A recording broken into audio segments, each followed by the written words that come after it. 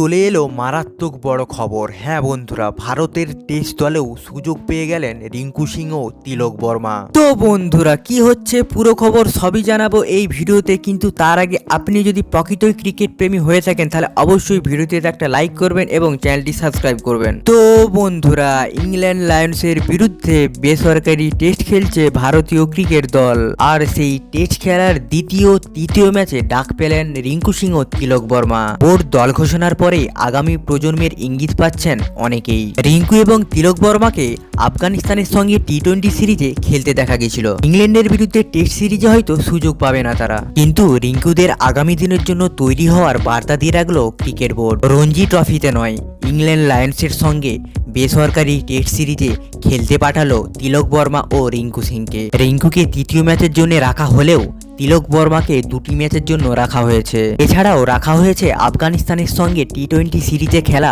আরদীপ সিং ও Washington সুন্দরকে। এছাড়াও ভারতীয় দলের ক্যাপ্টেন রয়েছেন বাংলার অভিমান ভূমিশ্বরণ, তার সাথে বাংলার আকাশদীপকেও রাখা হয়েছে। এই দলে রাখা হয়নি শেখর ভরতকে, কারণ তাকে ইংল্যান্ডের বিরুদ্ধে টেস্ট সিরিজে রাখা হয়েছে। তো বন্ধুরা, আপনাদের কি মতামত অবশ্যই কমেন্ট সেকশনে এসে জানিয়ে যাবেন। ভিডিওটি ভালো লাগলে লাইক করবেন, চ্যানেলে নতুন হয়ে থাকলে চ্যানেলটি সাবস্ক্রাইব করে যাবেন।